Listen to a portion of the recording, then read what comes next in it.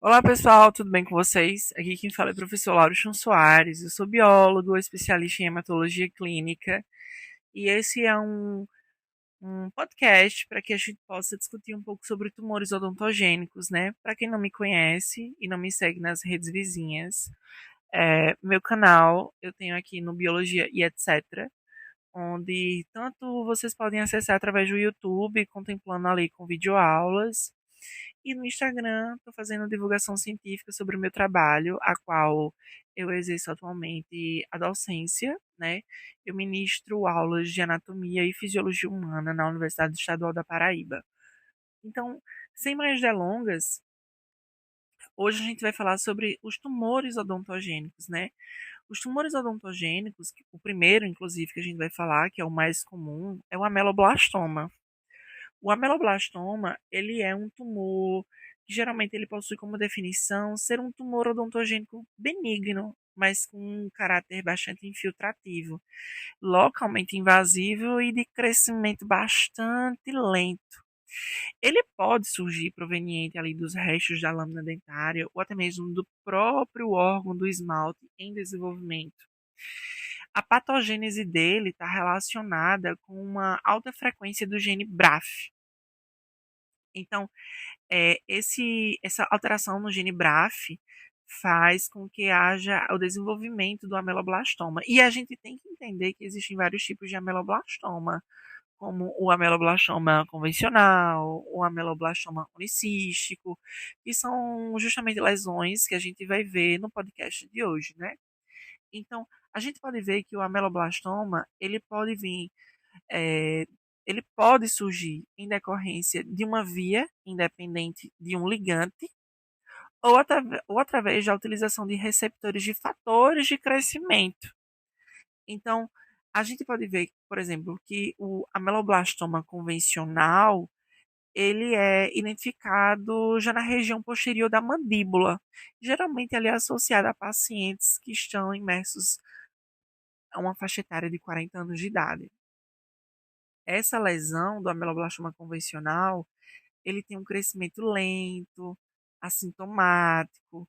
Geralmente ele também vai ser recoberto por uma mucosa íntegra, pode causar um deslocamento dentário e um aumento de volume de face significativamente significativo, né? E ele tem um potencial de crescimento bastante intenso, né? Quando ele não é tratado, ele atinge ali grandes proporções, que a gente vai ver que ele vai fazendo com que haja um aumento significativo da região da mandíbula, e por conta desse aumento significativo da mandíbula, ele vai ocasionando no paciente uma dor e até mesmo uma parestesia. Então, nas radiografias, a gente pode ver uma lesão radiolúcida, né?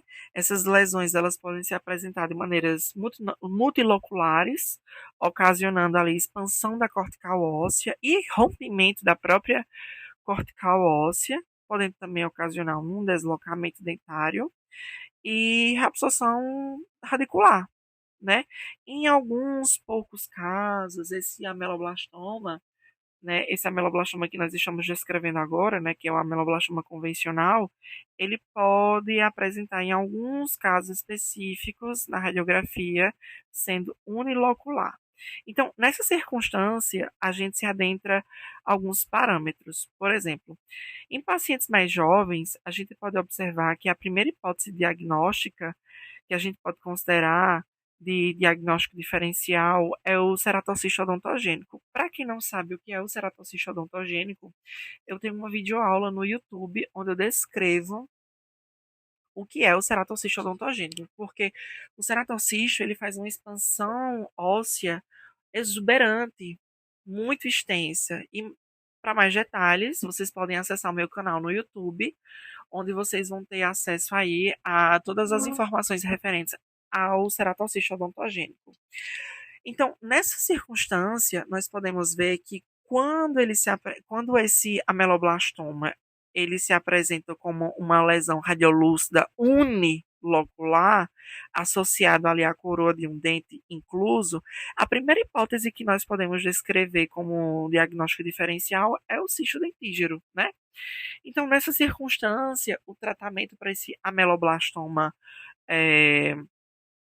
convencional, o primeiro tratamento que deve ser feito é uma incisão cirúrgica, seguida de uma enucleação e posteriormente de uma curetagem. Então, ele tem tendência a recidivar. É importante a gente mencionar sobre isso, que ele tem uma tendência a recidivar, né? E aí é importante, no caso, quando houver a remoção desse ameloblastoma convencional, né, por meio cirúrgico, fazer um acompanhamento desse paciente ali por um período para tentar avaliar se esse ameloblastoma convencional ele retornou, né? E como é que eu vou ficar fazendo esse acompanhamento? Fazendo radiografias. Logicamente que você não vai fazer radiografias rotineiras, né, todos os dias. Você vai ficar fazendo radiografias a cada 6 meses, por conta, né, até mesmo da própria radiação ionizante, para não induzir também esse paciente a desenvolvimento de neoplasias, né?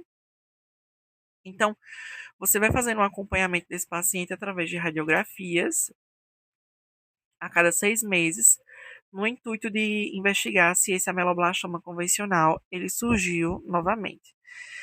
Quando a gente se adentra a fazer o histopatológico, né, para fazer a confirmação se de fato é um ameloblastoma convencional, no histopatológico ele vai apresentar diversas variantes, no mínimo 6. A primeira variante é o padrão folicular. Nesse padrão folicular, a gente vai ver a presença de ilhas de epitélio, que vão lembrar muito o epitélio do órgão do esmalte, que eles vão estar imersos a um estroma de tecido conjuntivo fibroso maduro. Também vamos ver nesse padrão folicular a presença de ninhos epiteliais, que eles consistem basicamente em núcleos de células angulares que vão ficar dispostas, semelhante ao retículo estrelado do órgão do esmalte. Também vamos ver células colunares altas com polarização invertida dos núcleos, que vão ficar ali no centro da lesão.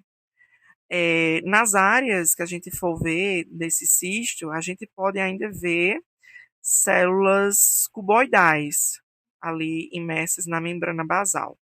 Então, aqui a gente pode ver outro padrão correspondente ao ameloblastoma convencional, que é o padrão plexiforme. Nesse padrão plexiforme, a gente já vai ver cordões longos ou lâmina de epitélio odontogênico. Esses cordões, eles vão ter algumas delimitações, né, por colunas de células colunares altas ou cuboidais, que vão ser semelhantes aos ameloblastos, né? Essas células, elas vão possuir polarização invertida, que vão lembrar muito o órgão do esmalte. Ainda, nós iremos observar ali um estroma de suporte no padrão plexiforme, tendo ali uma tendência a ser frouxamente organizada e com a presença de vascularização. Já no terceiro ali, já no terceirozinho, subtipo do ameloblastoma convencional, a gente pode ver ali o padrão acantomatoso, né, que geralmente é um termo que vai ser utilizado quando ocorre metaplasia escamosa central, que essa metaplasia escamosa central, ela vai estar associada à formação de queratina nas regiões centrais das ilhas, né? Pode ser confundido, inclusive, com carcinoma epidermoide ou com tumor odontogênico escamoso.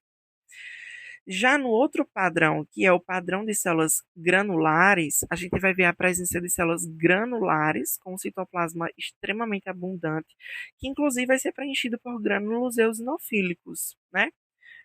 Semelhantes ali aos lisossomos. A gente vai ver que essa variante ela pode estar relacionada com o processamento do envelhecimento ou com alterações degenerativas em lesões de longa duração. O quinto subtipo do padrão, né, do ameloblastoma convencional é o padrão de células basais, que inclusive ele é menos comum de ser encontrado no histopatológico, né? A gente vai encontrar ali ninhos de células basocelulares uniformes, né? Que são células muito basofílicas, semelhantes inclusive a carcinomas basocelulares de pele. Não há retículo estrelado na porção central E a gente vai ver também a presença de células cúbicas na periferia dos ninhos epiteliais. O sexto padrão do ameloblastoma convencional, a gente vai ter o padrão desmoplásico. A gente vai ver nesse padrão desmoplásico pequenas ilhas e cordões de epitélio odontogênico. Além disso, a gente vai ver a presença de estroma de tecido conjuntivo fibroso densamente colagenizado, que vão ser justamente as áreas de desmoplasia. Essas células ameloblásticas periféricas colunares são imperceptíveis nas ilhas epiteliais, né? A gente vai ver que esse ameloblastoma acaba aqui tendo diversas, na verdade, variantes, né? Então, quando a gente se adentra agora a observar outra lesão, que é o ameloblastoma unicístico, né? O ameloblastoma unicístico, ele é considerado a segunda forma de ameloblastoma mais comum. Ele acaba sendo observado com maior frequência na segunda década de vida, sem predileção nenhuma por sexo. E geralmente ele vai ser encontrado na região posterior de mandíbula, em pacientes mais jovens. Ele vai ser completamente assintomático, ou seja, o paciente não vai desenvolver nenhum tipo de sintomatologia. Muitas das vezes ele vai ser caracterizado pela presença de uma cápsula ou uma cavitação com líquido no centro. Nas características radiográficas, a gente vai conseguir observar uma região radiolúcida, unilocular, bem definida, circunscrita, que envolve a coroa de um dente não erupcionado. E lembra muito o quê? Um cisto dentígero, né? E geralmente esse ameloblastoma unicístico, ele vai estar associado aos terceiros molares, né? Podendo ter a presença ali na radiografia de margens festonadas e apresentando também reabsorções radiculares. Então, a gente pode ver que o tratamento para essa lesão é justamente uma enucleação e uma curetagem. Em alguns casos, também em uma ressecção local.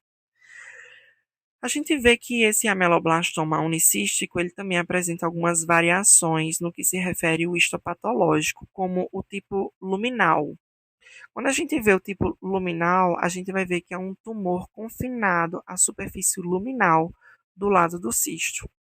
A lesão ela consiste em ser um cisto de parede fibrosa com um revestimento composto total ou parcialmente pelo epitélio ameloblástico. Então, a gente ainda vai ter a presença de uma camada basal de células colunares, com a presença de núcleos celulares hipercromáticos, com polarização reversa e vacuolização citoplasmática basilar. Além disso, a gente vai ver a presença de células epiteliais sobrejacentes, que estão frouxamente coesas, que lembram muito o retículo estrelado.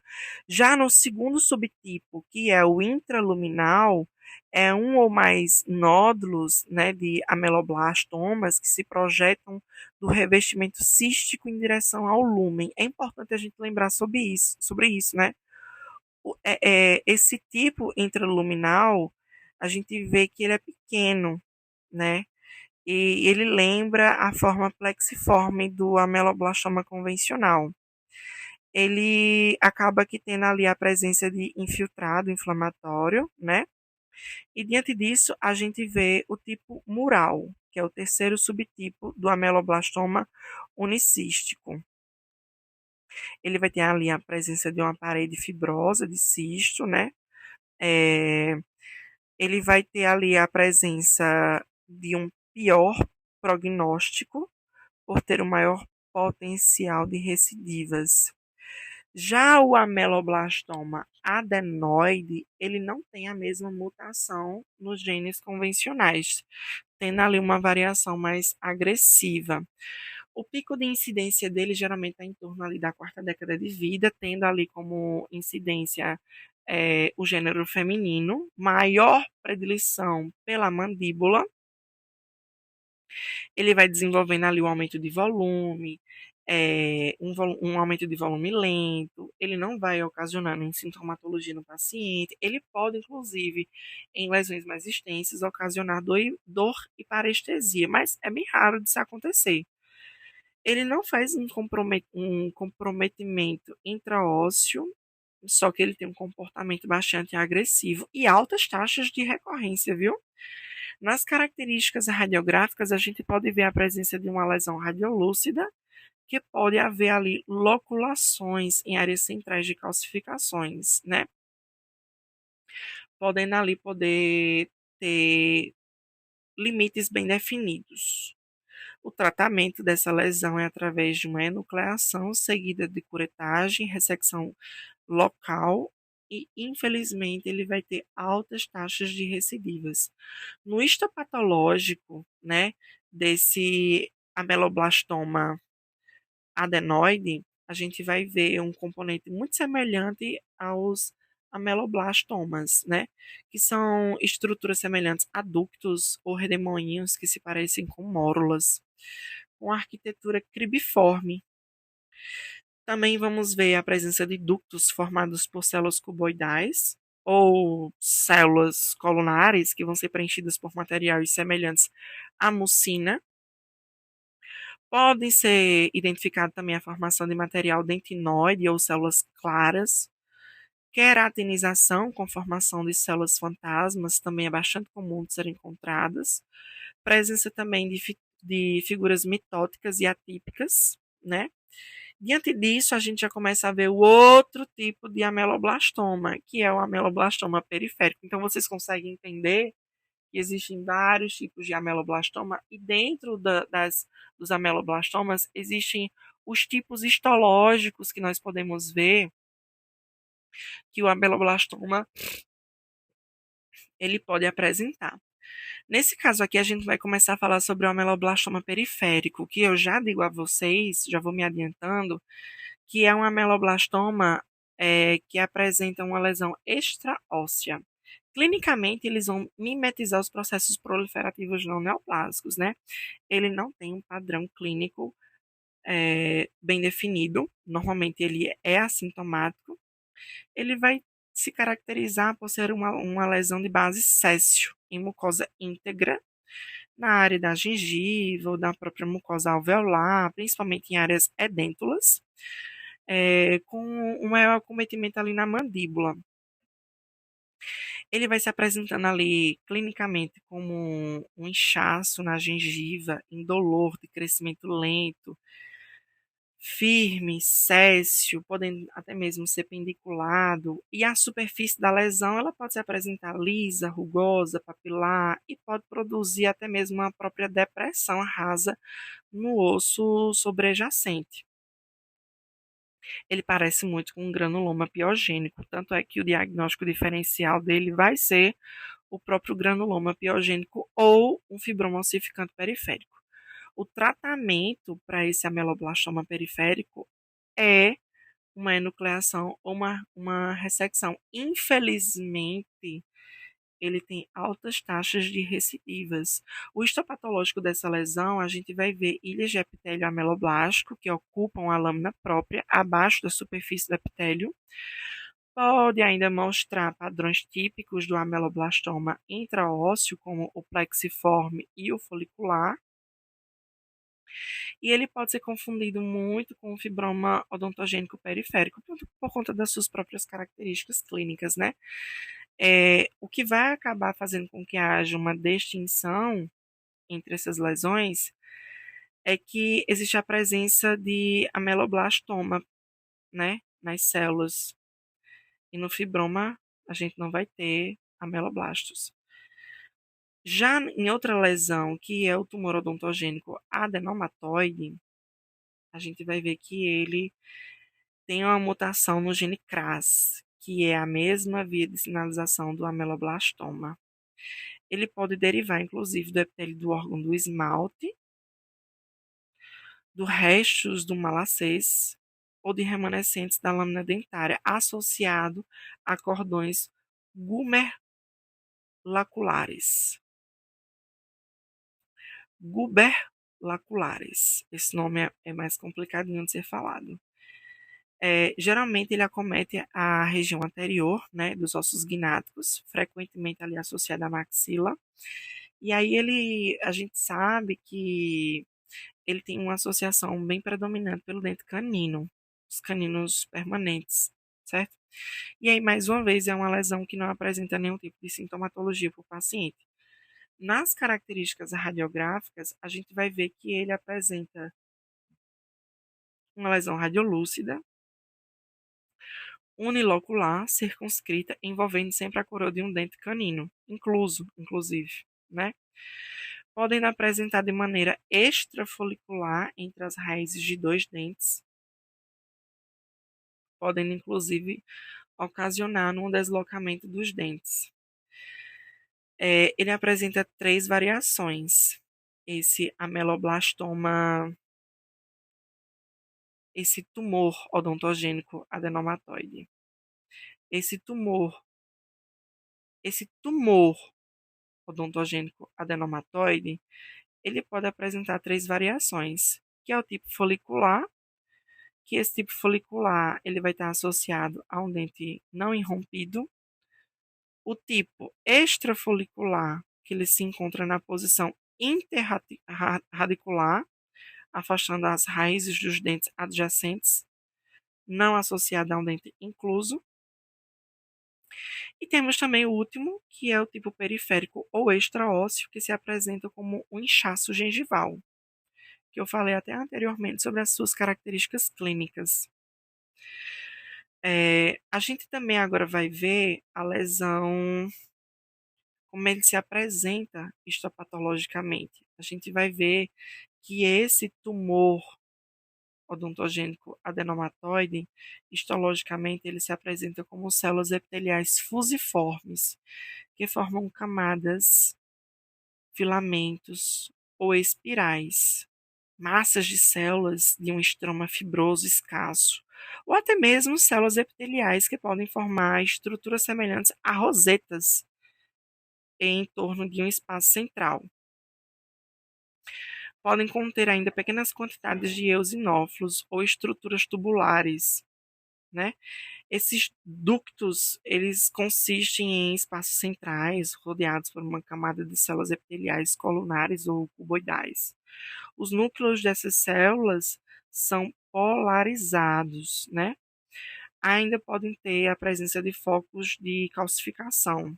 Esses focos eles vão variando de tamanho ali, dependendo ali da lesão. Bem, agora a gente começa a falar agora sobre outro tumor, que é o tumor odontogênico epitelial calcificante, que na maioria dos casos ele acomete ali pacientes que estão imersos a 20 a 60 anos de idade, tendo uma distribuição igualitária entre os gêneros, tanto o gênero masculino como o feminino, ocorrendo ali um aumento de volume indolor, de crescimento lento, localmente invasivo, apresenta características clínicas bem inespecíficas, mas frequentemente ali associada à região posterior da mandíbula. Os sintomas, né, do paciente vai ser cefaleia, obstrução, sangramento nasal. Então, quando a gente começa a se debruçar sobre as características radiográficas, a gente vai ver uma radiolucidez irregular, podendo ser uni ou multilocular. E geralmente essa radiolucidez vai estar associada a um dente incluso, né? Então, essa lesão do tumor odontogênico epitelial calcificante, ela tem pontos radiopacos também de diversos tamanhos e graus, que podem ser facilmente observados no interior da área radiolúcida, né? Então, relembrando, né, que é uma lesão que é assintomática, o diagnóstico geralmente é bem tardio, e os aspectos radiográficos eles tendem a ser mistos, né, por ter essas caracterizações desse radiolúcido e radiopaco. Vamos imaginar da seguinte maneira: a gente vai ter um dente incluso, e esse dente incluso, na lateralidade da coroa, a gente vai encontrar uma massa radiopaca. Então, é basicamente assim que se caracteriza esse tumor odontogênico epitelial calcificante. Então, quando a gente se desbruça também em falar a respeito dos aspectos histopatológicos, nós iremos observar ilhas e filamentos, ou até mesmo camadas de células epiteliais poliédricas em um estroma fibroso, que vai exibindo ali um contorno celular com pontes intercelulares bem evidentes.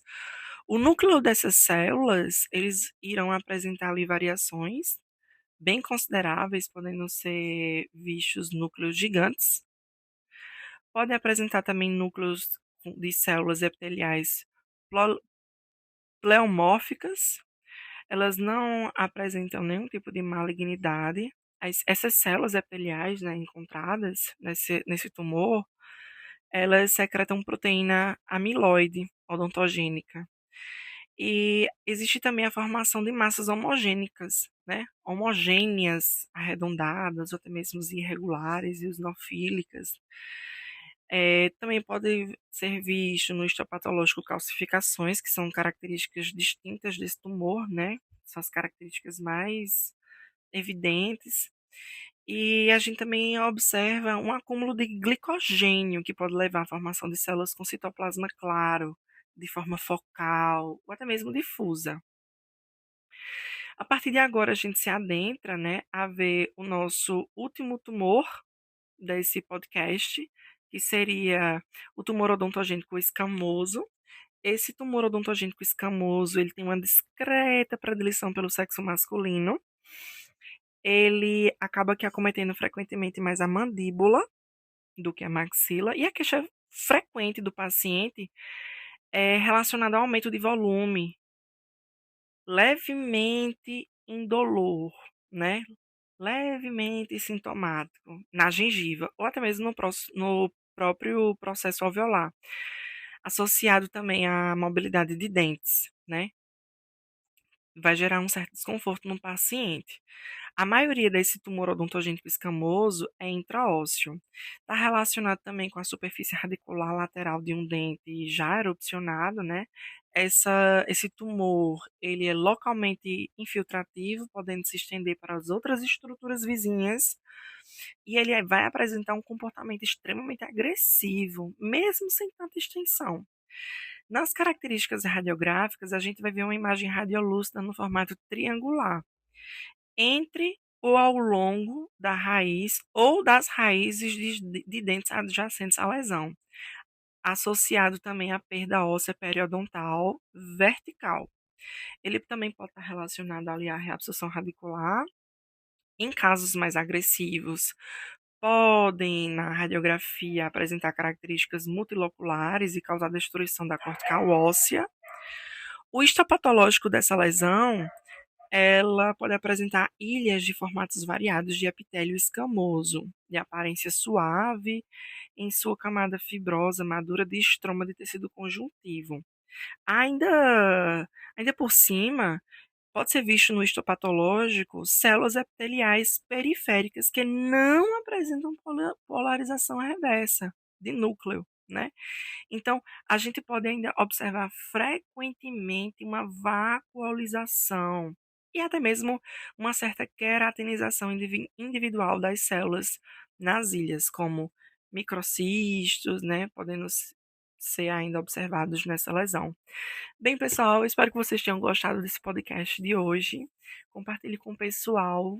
Se você gosta desse tipo de conteúdo, continua aqui me ajudando nesse tipo de compartilhamento de conteúdo e me segue também nas redes sociais. Eu estou aqui no Biologia e etc, no Instagram, no YouTube, em todas essas outras redes sociais. Estou conectado ao Biologia etc. Adoro estar aqui compartilhando de conhecimento científico com vocês. E é isso, até o próximo episódio.